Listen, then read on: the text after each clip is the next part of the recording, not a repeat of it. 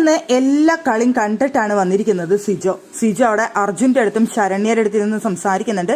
സിജോന്റെ നല്ല ഫ്രണ്ട്സ് ആയിരുന്നു. പോകുന്നതിന് മുമ്പ് അർജുനും ശരണ്യയും അവരുടെ അടുത്തിരുന്ന് മുൻപുണ്ടായിരുന്ന ഗെയിമുകളെ കുറിച്ചും അതിനുശേഷം സിജോ കണ്ട ഇവിടത്തെ കാര്യങ്ങളെ കുറിച്ചും സിജോ ഇൻഡയറക്റ്റ് ആയിട്ട് പറഞ്ഞുകൊണ്ടിരിക്കുന്നുണ്ട്. അവിടെ ഓരോ കാര്യങ്ങളും ഡയറക്റ്റ് ആയിട്ട് പറയാനായിട്ട് പാടില്ലാത്തത് കൊണ്ടായിരിക്കണം ഇൻഡയറക്റ്റ് ആയിട്ട് പറയുന്നത്.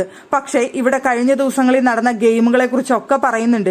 അപ്പൊ സിജോ അവിടെ എപ്പിസോഡൊക്കെ കൃത്യമായിട്ട് കണ്ടിട്ടാണ് വന്നത് എന്ന് നമുക്ക് തന്നെ ലൈവിൽ വ്യക്തമാണ്. അവിടെ സിജോ തന്നെ പറയുന്നുണ്ട് ഇന്നലെ നടന്ന ടാസ്ക്, അതിന് മുമ്പ് നടന്ന ടാസ്കുകളൊക്കെ പറയുന്നുണ്ട്. ഇതൊന്നും ഫിസിക്കലി ഫിറ്റ് ആയിട്ടുള്ള ഒരു ടാസ്കും എന്നെ കൊണ്ട് ചെയ്യാൻ പറ്റില്ല, അതിനുള്ള ആരോഗ്യം എനിക്കില്ല. പക്ഷേ ഇവിടെ വിജയിക്കാനായിട്ട് ടാസ്കുകൾ വിജയിക്കുക എന്നുള്ളതല്ല വേണ്ടത്, നാക്കും ബ്രെയിനും ആണ്.